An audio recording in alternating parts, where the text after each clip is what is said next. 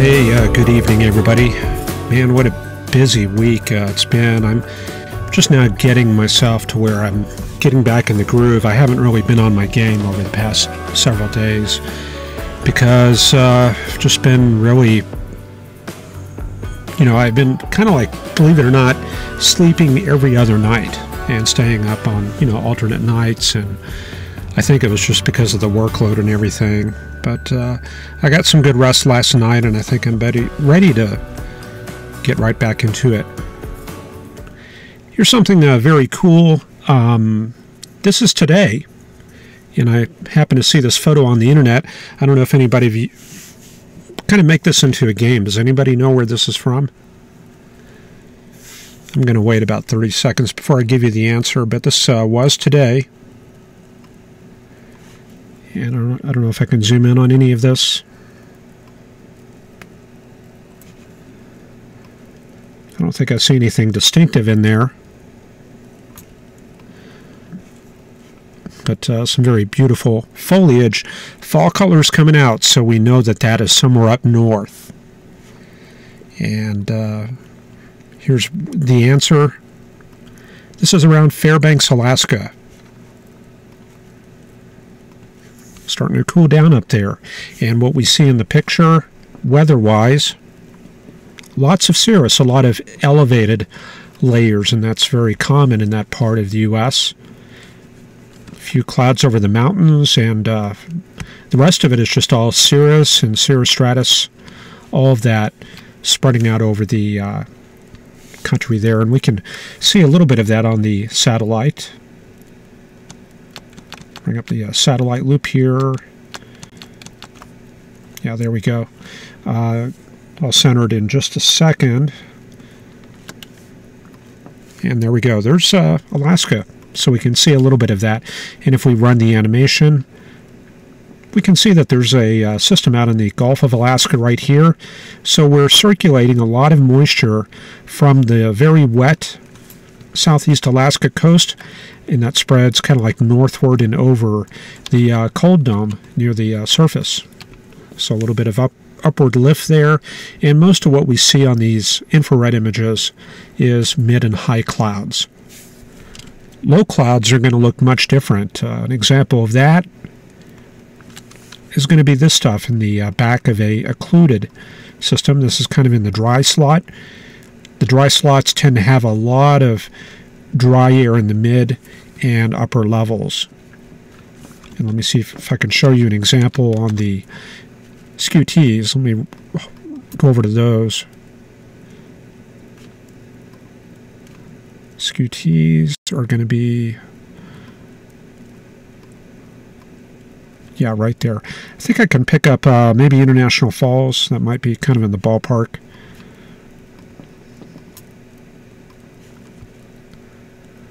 And yeah, so there's an example right there. This is International Falls, kind of in that dry slot. And what you see here is plenty of low-level moisture, but up above, much higher or much lower relative humidities. The spread between temperature and dew point drops, and when you get in the upper levels, it's very dry up in that region. So this is an example of the dry slot in an occluded system. Once again, lots of dry air, in this case here above 20,000. And there you go. That's kind of what's going on there. But a little bit of mid-level moisture showing in that area right there. So around the rest of the country, let's take a look here since we're not really up in Canada. There's the big picture. Let me get that centered.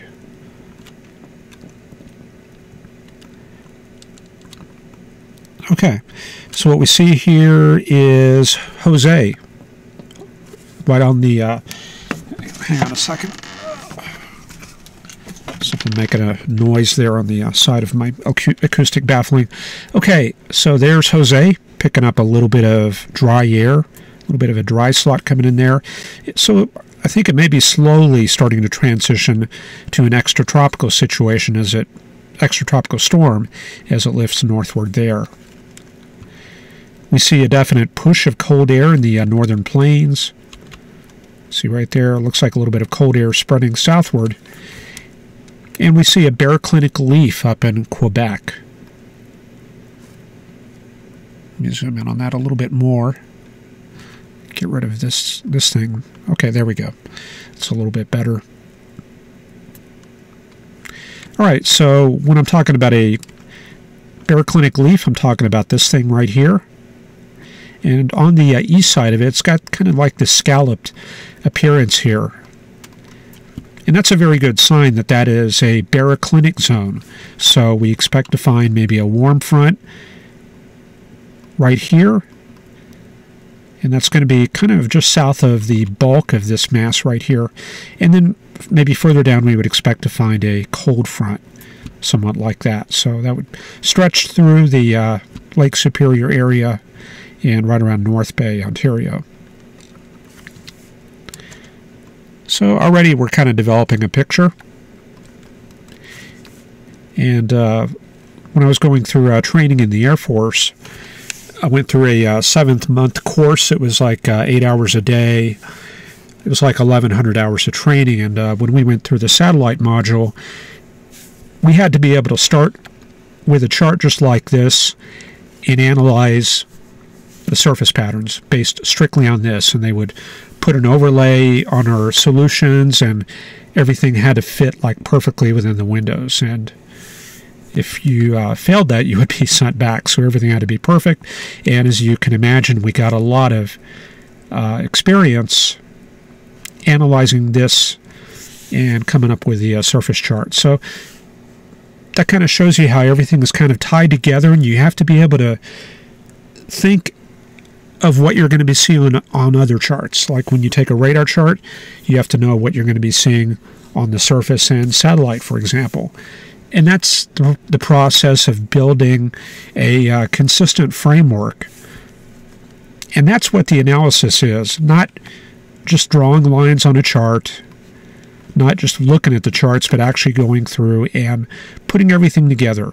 And that's kind of what we're doing here. So when I look at this chart, I want to know exactly what everything is, what everything means. So like out here in the Gulf of Alaska, we see a lot of closed cell cumulus. And that's typically what we have back behind an occluded system out on the ocean. A lot of unstable air in this region. A lot of towering cumulus. And then along the front, or along the northwest coast here, looks like we got kind of a wet system going through that region right there. Very warm out in the deserts, and you see that purple there indicating very warm temperatures. Earlier today, look at that. Look how white it is. And we can get a temperature readout using meteorologist here. Let me shrink this so you can look at the temperatures.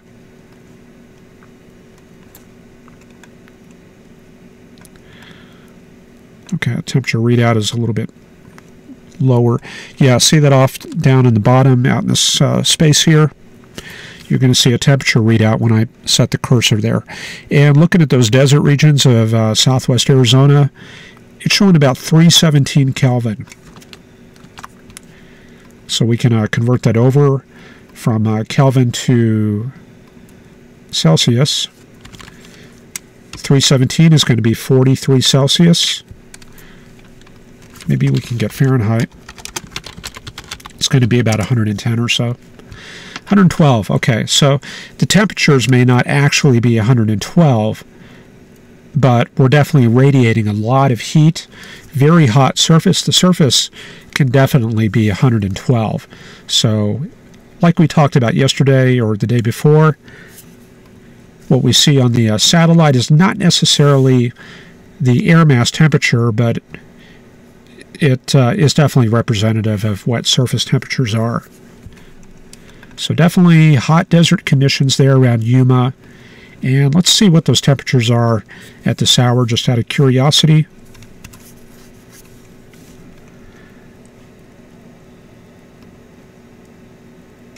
And it's probably cooled down a little bit, but at this hour we're seeing 95 around Yuma, 94 in Phoenix, and it's probably been close to 100 degrees today.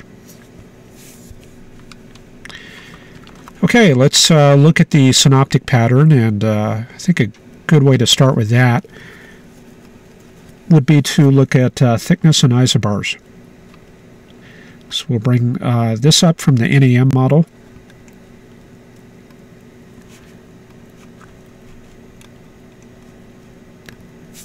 And this is the pattern that we have right now. So we see definitely that occluded system up in the Hudson Bay area.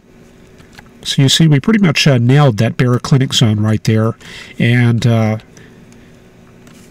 this is a little bit forward in the future from that satellite position. But yeah, there's that warm front across Quebec, and there's that cold front right through the Great Lakes. So we have consistency there with the satellite data and the surface. It looks like the center of the cold air mass is over Manitoba. Okay, so we will take a look at chat, and let me get you set up with a little bit of eye candy here.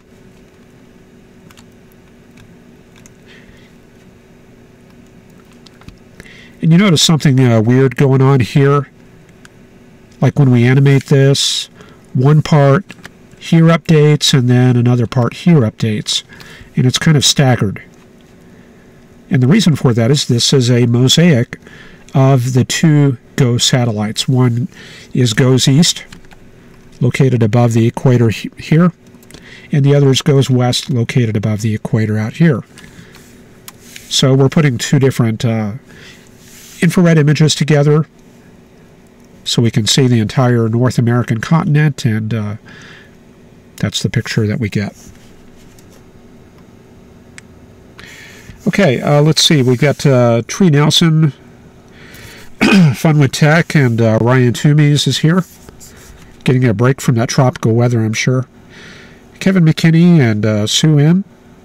Dwayne Ward has a night off work. Cayo Delphi here precisely on time. Veo Joe and Jeff Lockwood, Burl H.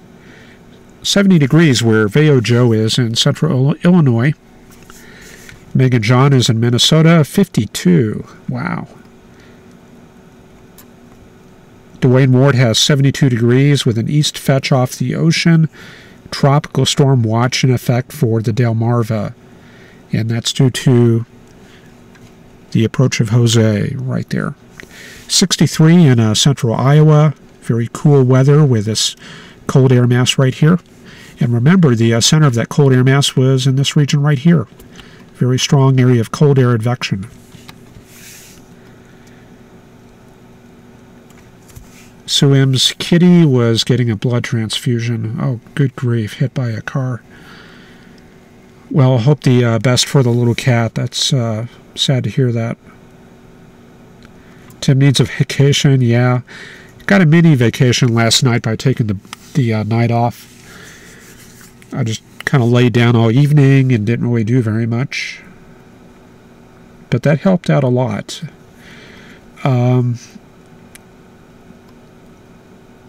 Megan John says the North Shore has some beautiful colors. Minnesota is seeing a change already. Alaska, mosquitoes galore. Why are we looking at the Brooks Range? Why? Yeah, the fall colors, just something to look at, and good way to start the webcast. Packers just scored a touchdown, a little distracted there, Carl Berghoff. Yeah, I don't really keep track of sports, but seeing as it's September, yeah, NFL season has got to be well underway here. Justin Polian wants to look at the Corpus Christi and Lake Charles sounding. Yeah, we can definitely do that, and it looks like along the Gulf Coast we got kind of a tropical air mass in place. And before we go to that sounding, we'll check that out. Yeah, it looks like a little bit of a cold push up to the north here. Kind of centered over Missouri and Iowa. And That's given us kind of a backdoor front here along the Red River. So you see that right there, maybe a little bit of a stationary front possibly. And then south of that, we've got a southerly gradient coming up from the Gulf. So there's that backdoor front, and then here's that southerly gradient coming up through Texas. So using that, we have some context for the soundings. And then the actual sounding, let's see here. Corpus Christi. This is going to be from this morning, but we see that light southerly flow, and then that becomes westerly aloft. So it's not really characteristic of late August, early September when we have easterly flow. And as a result, due to this westerly flow, we tend to see a little bit more dry air involved, and certainly that's the case here. A little bit of cirrus, like we saw in the opening. And then we're starting to get a little bit of moisture here in the low levels. Definitely very moist in the lowest 50 millibars, the lowest 1,500 feet. So we got dew points around 75, 77 at the surface, and that drops with height down to the mid-50s up at about 5,000 feet. So as a result, we'll get a little bit of cumulus, but not much vertical development because of the entrainment of some of this dry air as that goes down to the surface. So your mixed layer method will give us a dew point, or it will give us a lifted parcel, kind of like that, with plenty of capping. Okay, then Lake Charles. We'll take a look at that. Okay. Had a moth in here. It was the bad kind of moth, grain moth.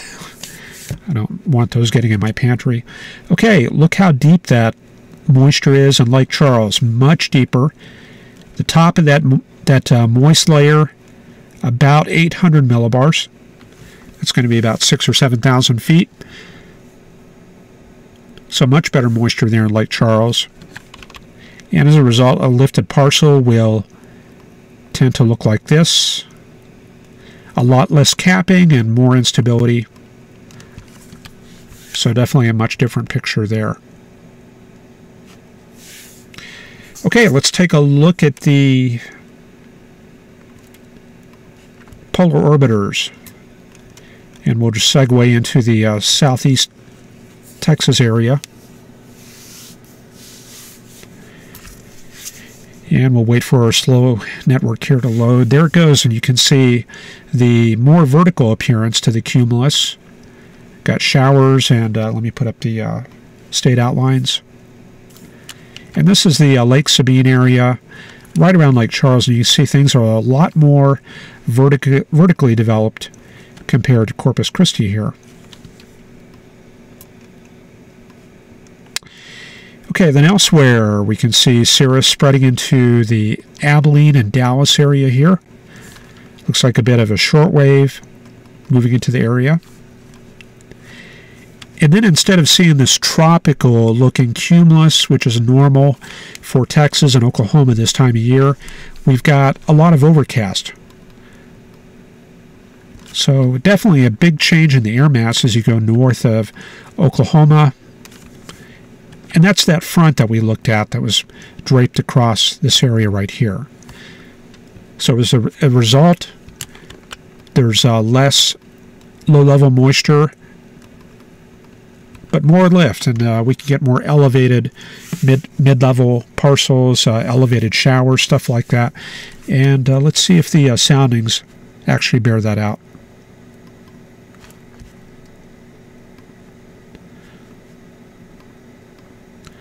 Soundings in that area. We'll go to Springfield, Missouri. You can see that very shallow surface layer right there. Very thin layer, surprisingly.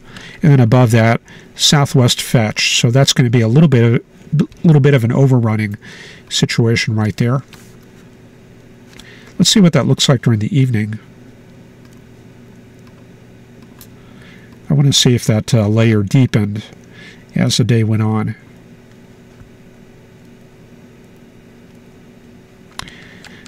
Let's see here. Southerly flow, surprisingly. So maybe we got a little bit of a warm front retreating northward. And then Norman this evening. Okay, that's got easterly flow. So a little bit of a difference there. And we can resolve that looking at the surface chart.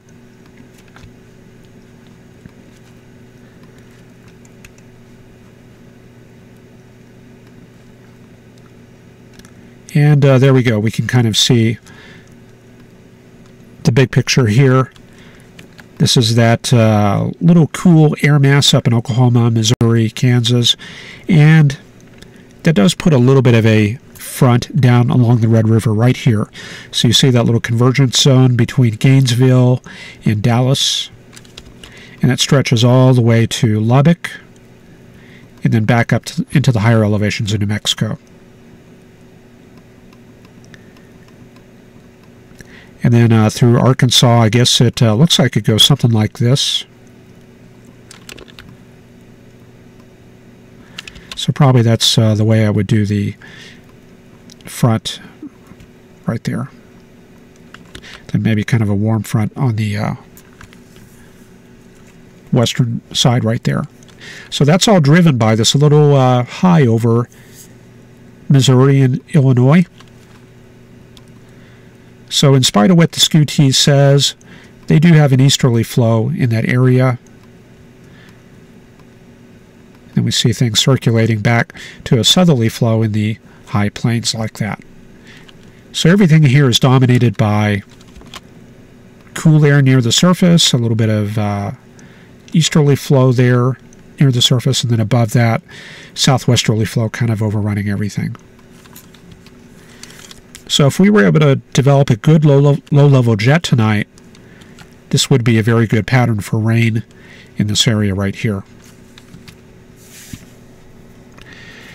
Okay, let's move on and see what else is going on. The tropics, we've got Jose, Maria, and Lee.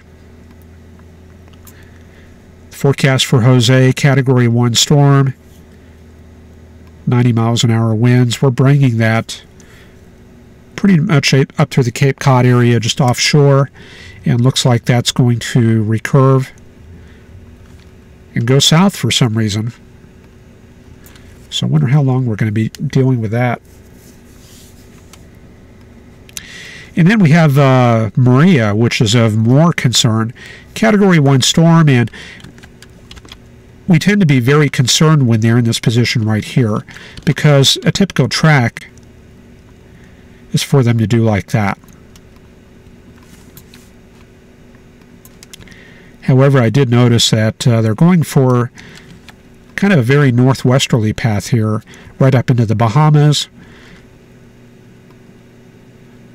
So it looks like maybe if that holds true, the main threat is going to be on the east coast here. So we'll take a look at what the ensemble models are showing for the week after next. This is still kind of a ways down the road here. And then further back to the east is Lee.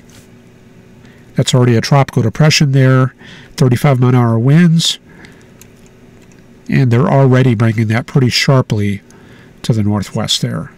So I don't know if this is ever going to make it to the east coast. So let's take a look at what the ensembles are showing for Maria.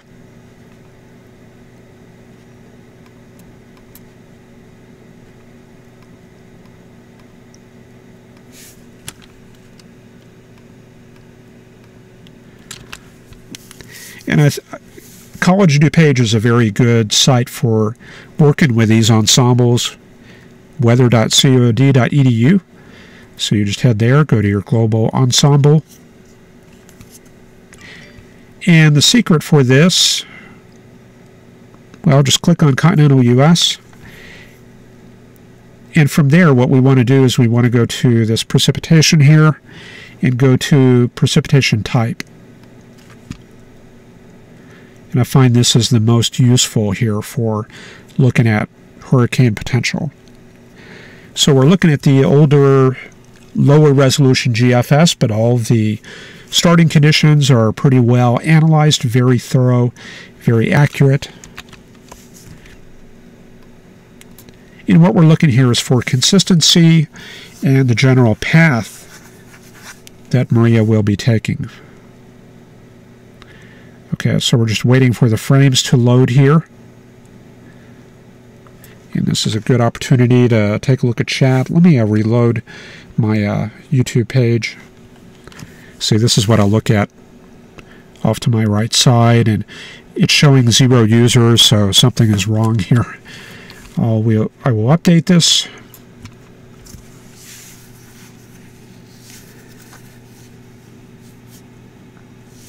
Okay, looking much better. 26. All right.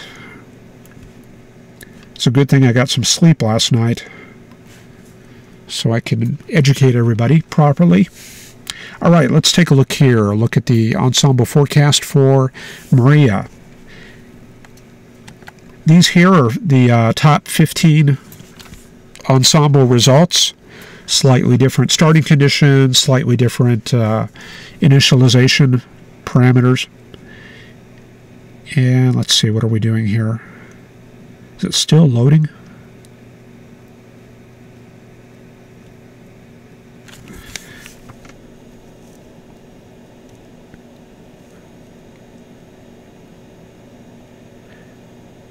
Okay, we got it all the way up to about 78 hours.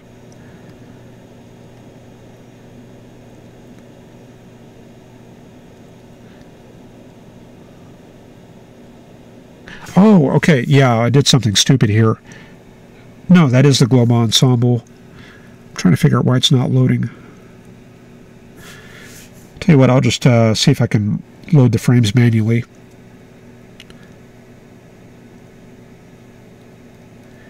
Yeah, I guess everything is just running kind of slow. Yeah, look how slow that's loading. Good grief. Yeah, see, we got to get your Patreon donations. We got to... This will help fix it. If everybody, if we can just get some donations going here. I'm trying to get faster internet here so we can put out a good HD stream, bring these products in faster. We're just kind of clogged here, so doing the best we can. All right, but we definitely see down the road towards Monday the 25th, we've got a couple of, yeah, on each one of these we've got Maria right off the East Coast.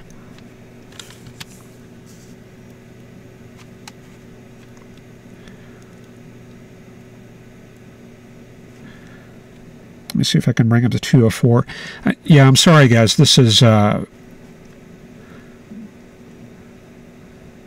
this looper is behaving very strangely, so I'm just doing the best I can here.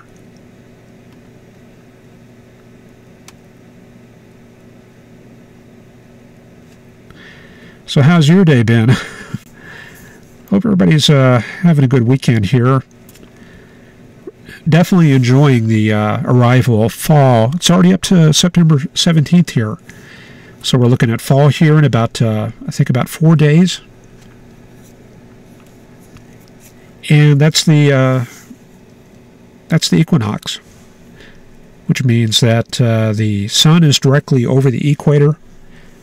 The sunset and sunrise is about the same time of the evening, all up and down the meridians. So sun is starting to go into the southern hemisphere. Let me get that one missing segment here.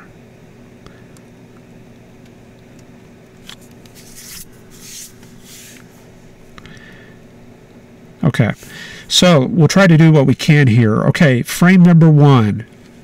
I can see Cape Hatteras is under the gun there. Ensemble member number 2, bring in... This is annoying. We're missing that critical period right at 192 hours. Okay.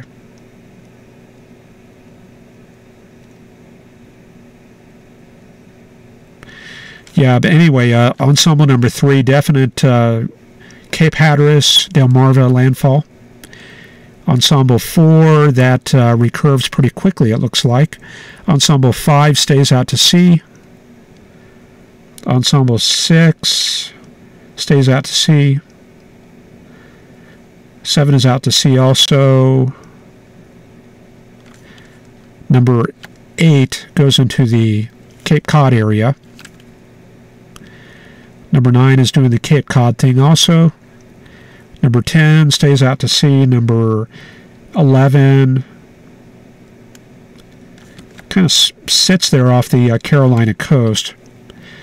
Number 12 brings it into the Carolinas and Delmarva. Definite landfall there. Ensemble number 12. 13, same thing. 14 keeps it offshore. Number 15, far to the east.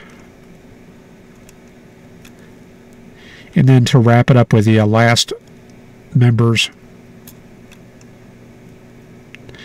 16, Cape Cod, 17 stays out to sea, 18 brings it into Florida and Georgia. So that's the western outlier there. Number 19, around Cape Hatteras, and then number 20 into the Cape Hatteras area. So it looks to me that the mean of all these ensembles is right around the Cape Hatteras area to maybe just a little bit east of the Delmarva, Cape Cod, right through there. So that's the area we're going to have to watch for the 27th and 28th, with the possibility that things will go a little bit further to the west, and that is exactly what Irma did. It went to the west of all the model forecasts. So if that happens again, then the Carolinas and Florida would be under the gun there. So we're going to have to keep a watch on this over the next week. It's going to be around the 27th, 28th when things will when we'll get up to the point where Maria is on the east coast there. So that brings us up to the GFS forecast. Let's see what's going to happen over the next week.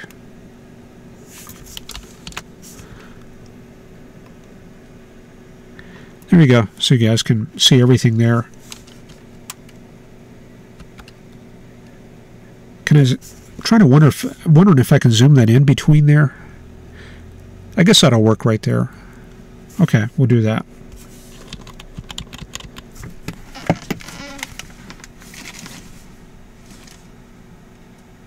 Hang on a second, guys.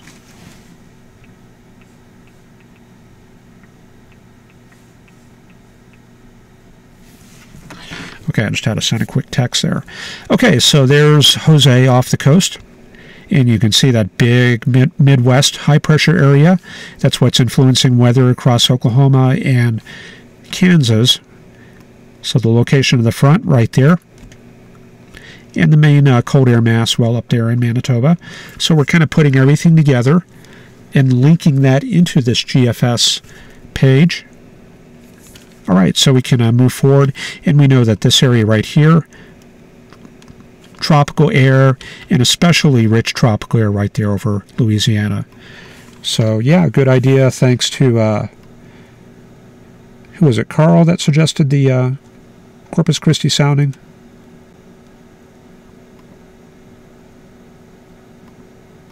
Well, somewhere up there at the top of my page here. Anyway, yeah, thank you for that, and we will continue on with the GFS and see what's going to happen for next week. So Monday, when we do the webcast, we're going to have Jose pretty close to the coast there. Cool high pressure covering the Midwest right there, and it looks like our front will be lifting to the north as a warm front. So it looks like it's going to be right there, and that means the possibility for an MCS right through Iowa in northern Illinois. Very potent system coming into the Pacific Northwest. You see that right there? The thickness patterns very packed together in this region here. So looks like our cold front is coming through Northern California.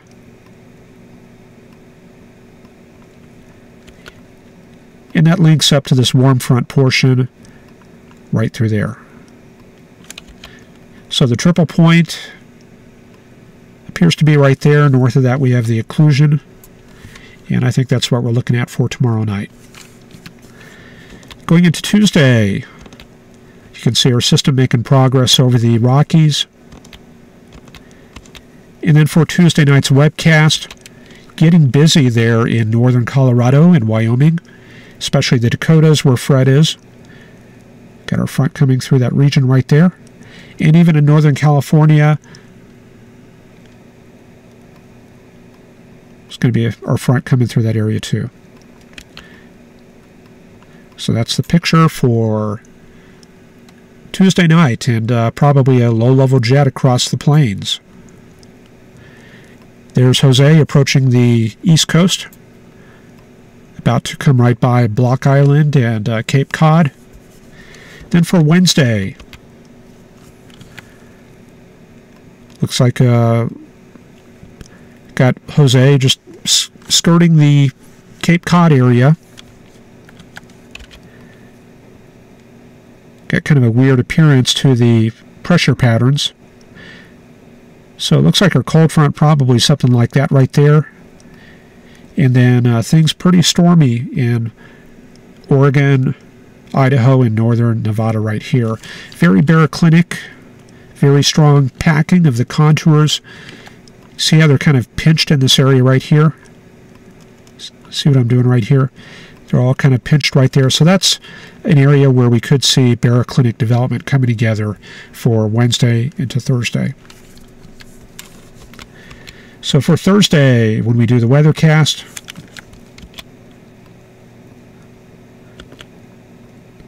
that looks like the development of our new low-pressure system there in Utah.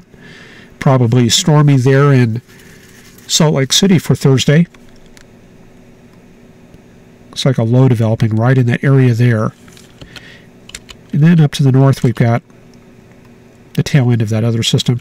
Looks like an included low way up there in Manitoba. Still very strong southerly flow in Texas. Staying very warm for the central U.S. later this week. Then for Friday, looks like we have a system emerging into Manitoba or Minnesota. Looks like a lot of it still crossing the Rockies here, coming out into Colorado. And then here comes Maria from the south. I don't know if you can see that, but it's passing through the Bahamas. For Saturday, things are looking like this.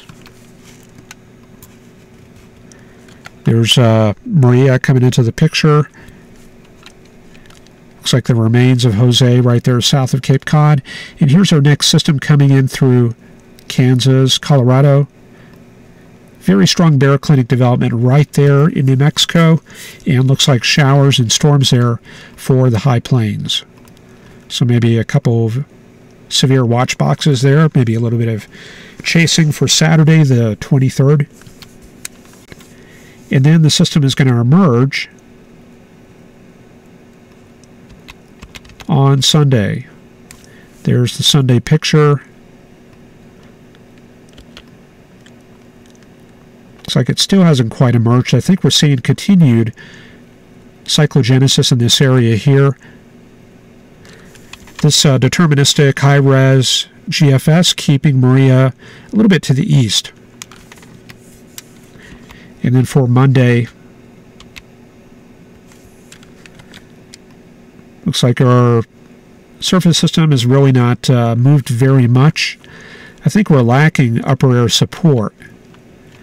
So the system is just kind of holding back and staying in place over Colorado. Maria staying way out to sea. So the ensemble will seem to be bringing it more this way, but the high res wants to curve it to the east there for some reason.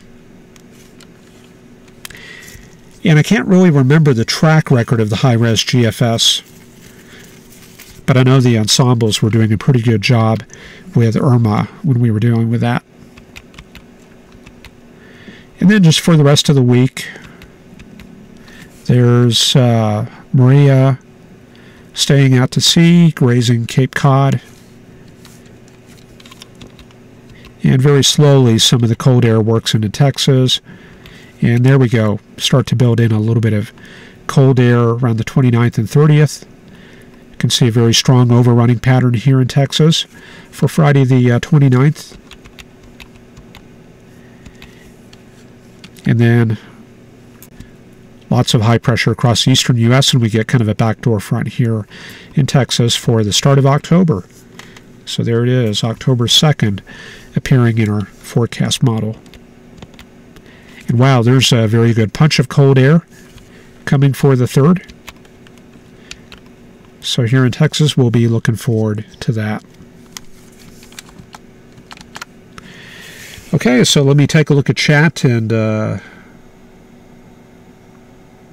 to scroll through this very quickly.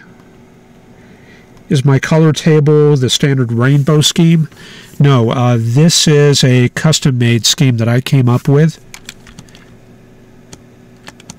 I don't know if any of you have messed with WINGRIDDS, but it has a very neat capability here to change the color tables. And this is a color table I came up with, and I've got some very cold banding right here, but it's kind of based off the NHC pattern right there. Okay, yeah, the NHC table. I did want to go into the WINGRIDDS. I never got really a chance to do that, but I did load the data. So let me see if that comes up here.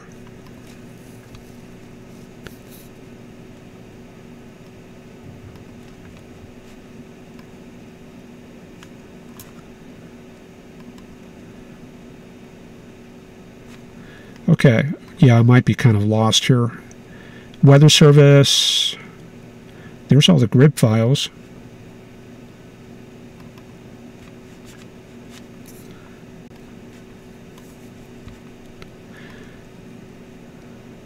Sorry, I'm having a little trouble because I fetched the data before we did the webcast here about 30 minutes ago.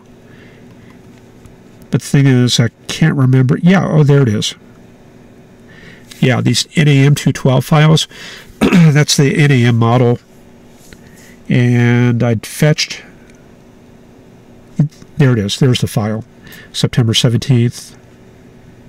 So let's open that.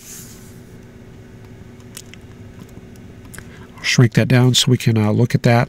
And I'll just go through this very quickly, but this is one tool for looking at model data. And you can see that there's all these different fields you can look at.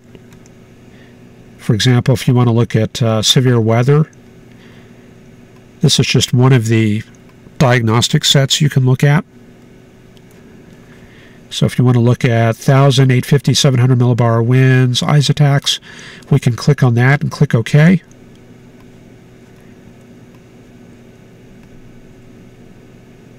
And I hear the disk drive doing something.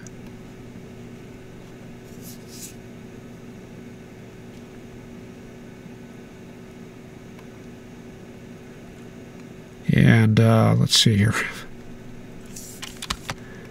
This is kind of a finicky program, and that's my only complaint. It's not very good with user feedback, and it appears to be stuck here. So let me cancel that. And I'm going to try just one more, and then we'll continue on. I'm going to click on Surface Maps and look at thickness and advection.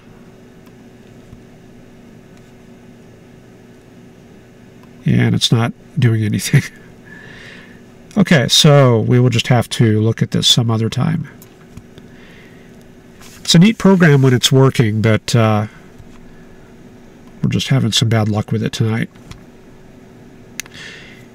However, we do have WINGRIDDS to look at.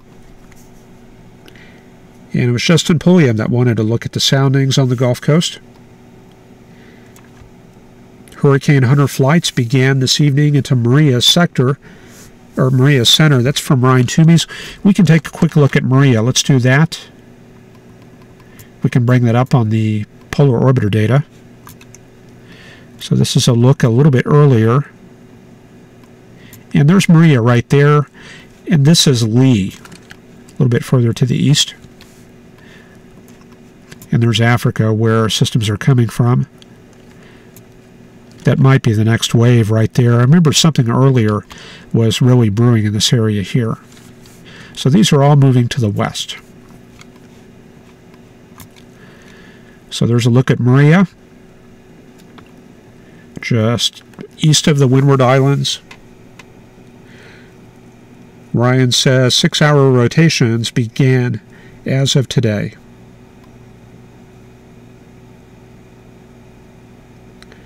What is my polar orbiter source?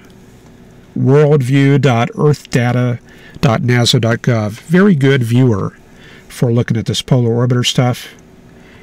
And this is what the program looks like. And this is very good for bringing up the dust thing that I do sometimes. I'll bring that up briefly. This is good for looking at dust and smoke. Yeah, let's do this. So there's the aerosol optical depth for both satellites. And what do we got? Dust off the coast of Morocco, and what's this one here? That's Mali, I think. No, that's Mali. I can't remember which one this is here, but anyway, plenty of dust coming off of Africa. And it was Ryan that told us earlier this season that this dust tends to shut down activity wherever it appears. So that's going to kind of, if that gets kind of swept up in this easterly flow, then that'll give us kind of a lull probably in the tropical activity. And you can kind of see the absence of dust out in this region. And this is good for smoke too. And there you can see the smoke in Washington and Oregon underneath the cloud cover there. And let's take a quick look elsewhere. Wow, look at that. Lots of smoke in Brazil.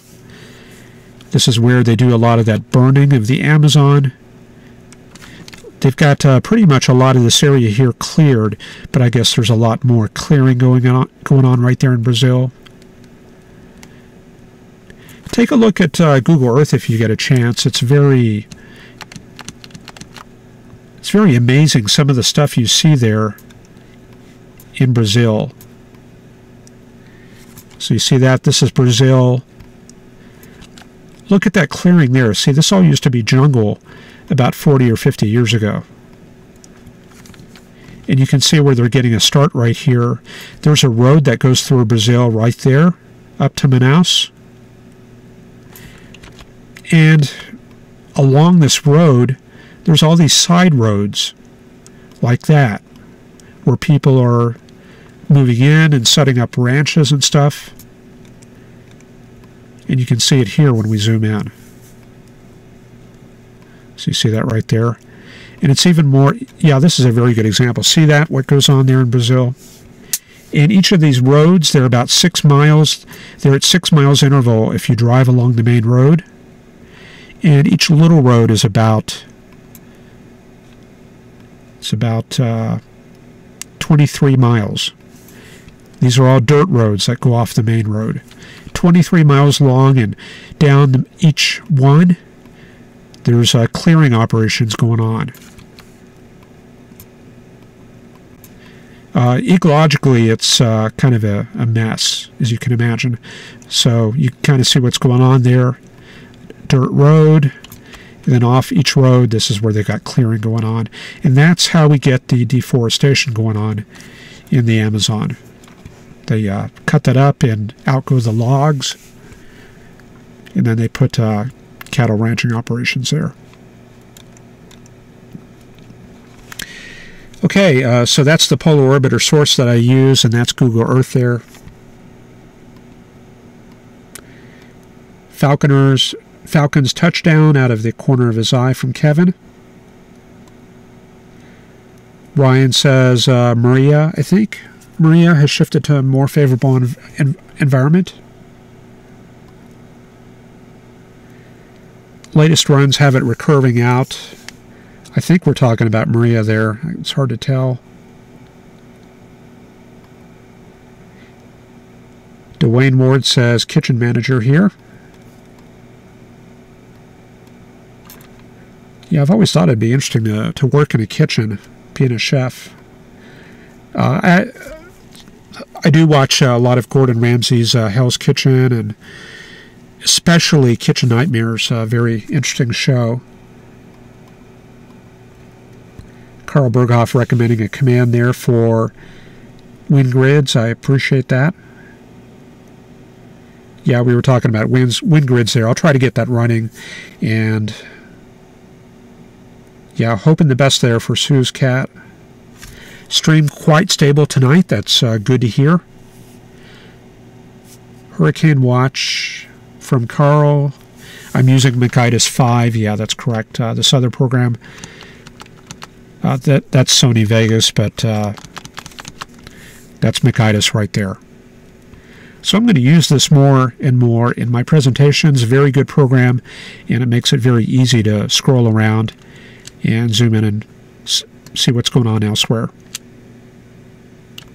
So we can see the showers and storms in Oklahoma there, from Ardmore up to Tulsa, and then more storms back in the Lubbock and Amarillo area right there.